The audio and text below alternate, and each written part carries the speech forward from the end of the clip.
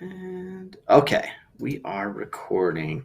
Okay, well, thanks everybody that's been able to make it so far. I did put the Nearpod link just in the chat, but just so you know, this lesson is being recorded for learning purposes. And with the live lesson, just make sure you're following with the Nearpod lesson. If you're not able to do it, like log into it, just make sure you're like responding and stuff through your phone. With the chat. Make sure you're doing so respectfully and appropriately, and also respond to questions and instructions the first time. Okay, so this lesson, I'm going to go over where we're at too in just a second, but we're going to be talking about culture. And what I want everybody to do in this class is maybe just self-reflect of what maybe your culture is compared to what other people's culture is. We're going to talk a little bit about everybody's favorite subject. I don't know if it's everybody's, but different types of food, right? We're going to talk about, those kind of things that kind of make a place, right? And makes you who you are as well. But before we do that, what I'm going to do is I'm going to jump into the course real quick. So we come down here and follow this, just so you know, we have the recording right here, the lesson 5 assignment link, which is right there. Lesson 4 assignment was due last week, so make sure you get that done if you haven't already. I've zeroed those out, but you can always still do it. If you hit the content and then you go down to Unit 5, we have the recording, the Nearpod if you want to do that. You probably just need one or another just to kind of get instructions. And then here's the lesson 5 assignment.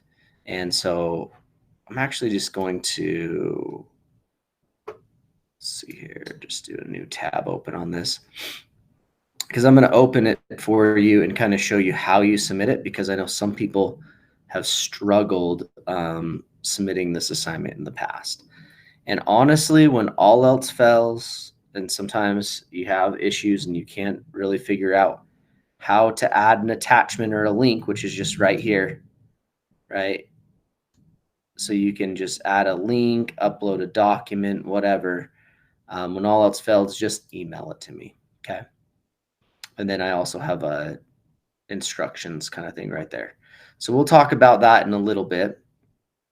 But let's talk about culture and kind of go over some things on that end of things.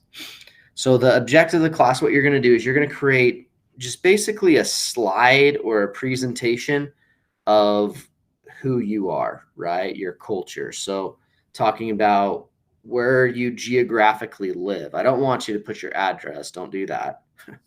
But just put like, city or town where you live. Add at least 2 viewpoints. So viewpoints is like a sense of place, your point of view, your perspective, your relative values that you have um, of the culture that demonstrates, who you are, right? And so I'll show you an example of that as we go through. But as we're kind of looking at culture and what it is. So culture is defined in the dictionary as a social and intellectual formation and the totality of socially transmitted behavior patterns, arts, beliefs, etc. At the center point is the self, including your gender, in part influenced by other cultures within your personal system. Okay. And culture can kind of change as things kind of come together, right? So, for example, like, we have an influence. Um, I always like to talk about culture and talk about food, right?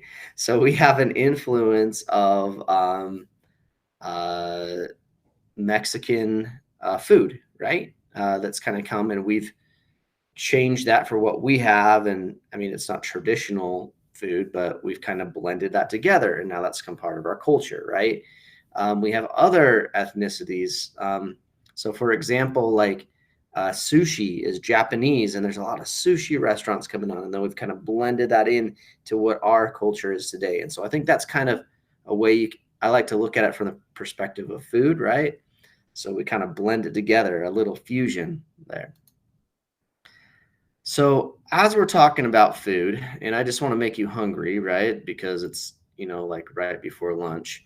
Um, what we're going to do is just going to watch a little video about the different types of lunch that they Why are would you trying have to make it in spicy? school. Because I'm hungry myself, right? So that's why I'm trying to make you hungry. Well, I just heard myself for a brief moment. I'm like, what the? All right, so we're just gonna watch a quick video. It's Why are gonna. you torturing us with food? I, I don't know. I don't know if you'll like all this food, but you'll kind of see what it is differently, right, from different areas around the world, right? And so I really just want to highlight kind of the differences. So here we go.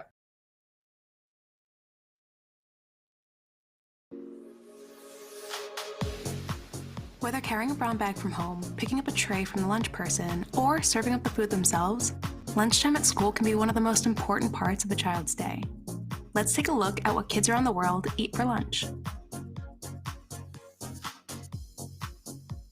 French students can expect up to a 4-course meal at lunch. They begin with a salad of fresh veg, followed by quality protein like salmon with a side of roasted broccoli. They wouldn't be French without a course of soft cheeses, jam, and fresh bread. And kids finish with a sweet confection like marzipan before heading back to class. In Japan, kids aren't served healthy meals, they serve them. To teach healthy cooking, kids take turns helping to cook, serve, and clean up for their peers.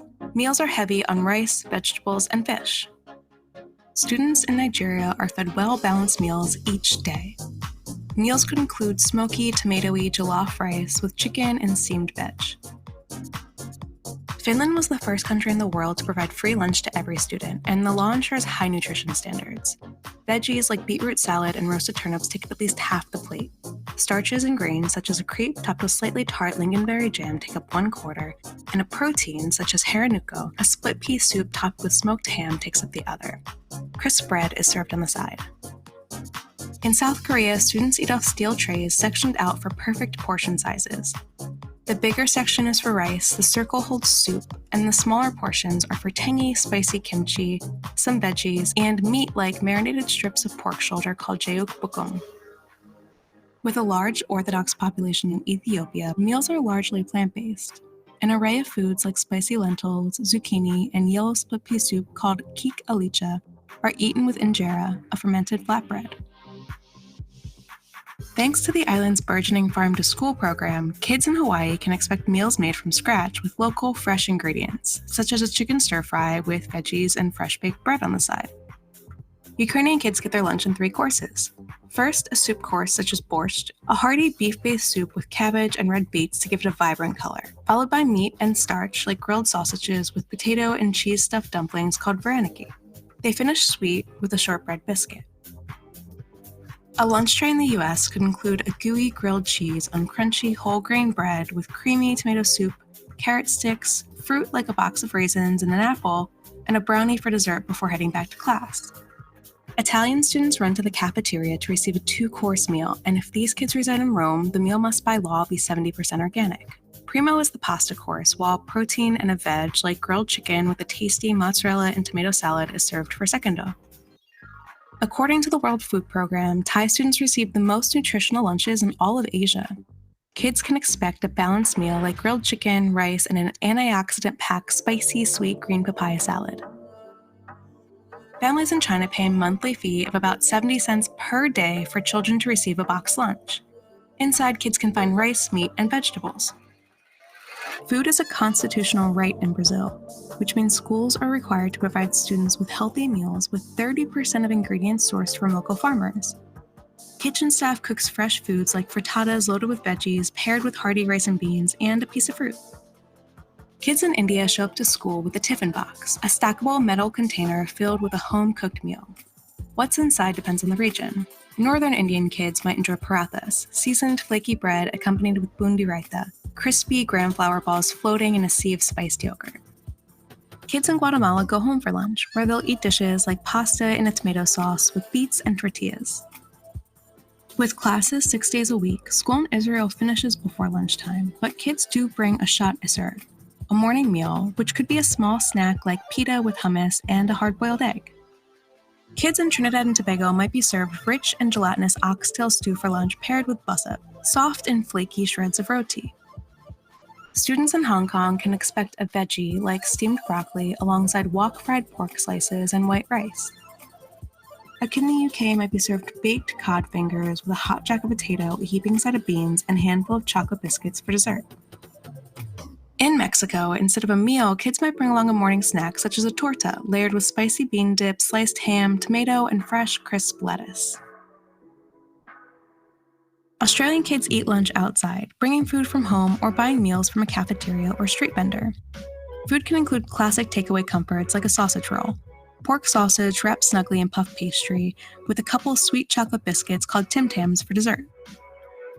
Norwegian schools don't have cafeterias, so kids bring a light lunch from home, which could include an open-faced sandwich with liverwurst, a sausage of pork liver blended with bold spices like cardamom, coriander, and mace. The meat's texture is almost spreadable, close to pâté, and is accompanied by toppings like mustard and cheese. Milk and fresh fruit is provided by the school. Although students bring a home-cooked lunch daily, teachers in Pakistan are known to contact parents if meals don't err on the healthy side. Kids might bring a lugosht, a stew of lamb and potatoes paired with roti and a sweet and creamy mango lassi in the summer. So, which type of school lunch do you want to try? Are there any we missed? Let us know in the comments below. All right. I just did that to make you hungry, right? How dare you? Or at least you can see what other people are like in different areas, right? You see there's a lot of differences, that kind of stuff. Okay, so to help us on our little culture little slide that we need to do for class, everything that you put like in here in the and let me throw in the link again to the Nearpod because love to get more people beyond here.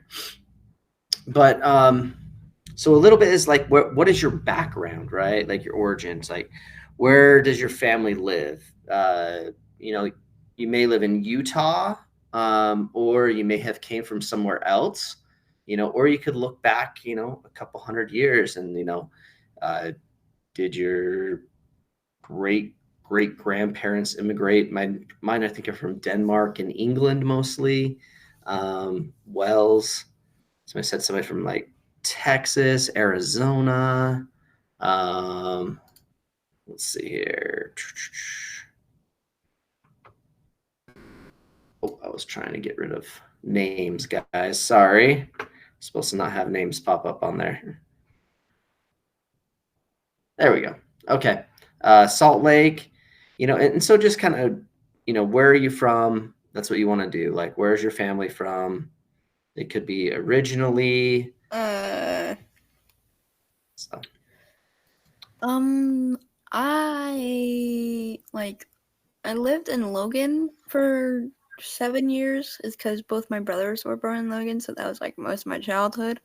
But then I moved to Tooele, and I've been here for I don't know. Yeah, and that goes back a little bit to our lesson, like migration, right? So then you kind of think like, why did people move from one place to another or whatever, right? So okay, so that's going to be like kind of the first thing you need to think of when you're looking at culture. Like, where do you come from? Now you got your certain perspective. If all we know like is Utah, then all we know is like Utah culture, right? And Utah culture is a little bit different than everywhere else, just like another place is different. Like in Utah, we have fry sauce. They don't have fry sauce in a lot of other places. Yeah, like you also in Utah, a lot of people like they love their mayonnaise. They will put mayonnaise on everything, and like globs of mayonnaise. Mm-hmm. I don't understand it. Mayonnaise is so freaking disgusting, in my opinion. It's like really disgusting alone. Like, I don't know why people just eat it. Like, yeah, there's like a lot of things we do in Utah that are different than the rest of of Fun the. fact: I've never lived outside of Utah, Cool. so yeah. So because you've I've been never lived outside of not Utah, lived there. right?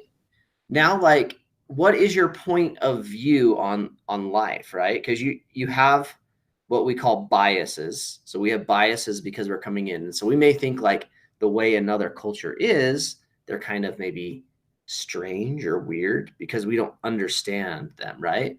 So your point of view would be like, I like things how are, or what you would like to change, that kind of stuff. So for example, like in Utah, like I'd actually like to live in a warmer climate, right? I love just the tropics area, right? But I do like portions of Utah that we can go like in the mountains and go skiing and stuff, that kind of stuff. But there's a different, I guess, culture when you're talking about being on an island vibe, right? Is a different culture than some type of other one, right? So Utah also everything's closes on Sunday. Yep. So that's a big thing. So a lot of like here in like some of the southern states, they're very religious. So that's something that's part of our culture, even though you may not be part of that culture, right? It does affect you, right? Let's see here. I live in a small town in the country by a farm. So small towns, they have their own kind of culture too, right? A little bit. They even have like country songs about being from a small town. I like the area I live in. I wouldn't change it. Yep. And so some people feel comfortable in those areas. And then some people, when they go to a certain different place, they become what's called, have you heard of culture shock before? The term culture shock? So culture shock is just like, you just don't understand like how this culture is living and that kind of stuff. So, yes. Did you have a question? My mind went blank for a second. Okay. It's normally a small town, but it's like getting bigger, and some people aren't very happy about that. Yeah. And some people don't like the change and stuff like that because that changes the culture of it, right? Like, for example, I grew up in kind of rural Utah. So, like, we had ditches that we played in and caught frogs in, and we had cattle, and we used to haul hay, all kinds of things like that. And now it's becoming more of a suburban type of area where there's a lot of just more houses, a lot more people moving in, and it's changed like the culture of the area. So then when we kind of break down to like individual culture, right? You're talking about like your individual activities and preferences that define you, right? So, for example, I like being outdoors. I like traveling. I like warmer climates, that kind of stuff. That would be some things that you want to think about when we look at preferred activities. Witchcraft and writing art. Okay, cool. Hanging out, dancing, board games. Yeah, so there's a lot of things that we all like. And so that's what we want to look at when we're looking at our culture. So this is the slide I kind of made, okay? So this will kind of tell you a little bit about me. You do not have to put a picture of yourself or anything like that on the slide, but I did because this is my little family right here. This is actually quite a while ago because my daughter is actually taking courses at Utah Virtual right now. So I show that I live in West Haven. So that's where I live right now. And so my background a little bit. So like I'm the oldest of 5 kids. So we had a lot of kids growing up. So that gave me a perspective. I lived some time overseas. I went to the United Kingdom near Manchester. I'm married. I have 3 kids. So I have that kind of perspective there. That's my background. My perspective is that I follow a lot of the customs of Utah, like eating fry sauce, right? and that kind of stuff. I have different like political beliefs. I think if you like innovative and work hard, you can succeed. And then also my preferences. So what I like, boating and being outdoors. My favorite vacations are like being in the Caribbean or Alaska, that kind of thing. So, okay. Question. I had a question raising your hand. Danica, did you have a question?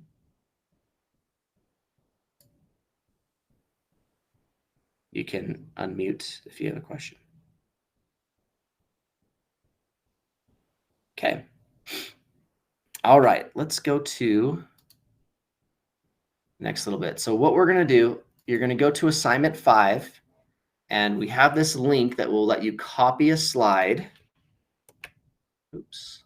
Of course I might have deleted everything. No. Okay.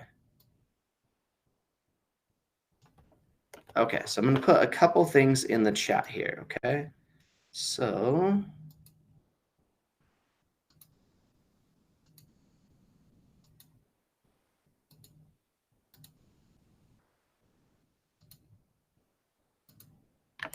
in the chat, this is where you can make a copy, or if you're having struggle making a copy, here's a YouTube video of how to make a slide and everything like that. So what you'll do is you'll click on that.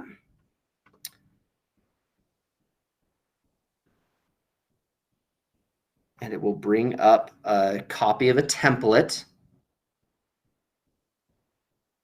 And so it's going to look like this. So all you have to do is go and you put your name in right here. And then you add, like I did, your different backgrounds, perspectives, that. And there's a couple ways you can submit it. You just look at the YouTube video of how to submit it. And that's what you would do for your assignment this week. And my computer, for some reason, is being really slow now. Okay. And so this is how, if you wanted to go through this is how you would submit the assignment. Okay. Sorry, that was a lot in a little bit. Okay. What questions do we have?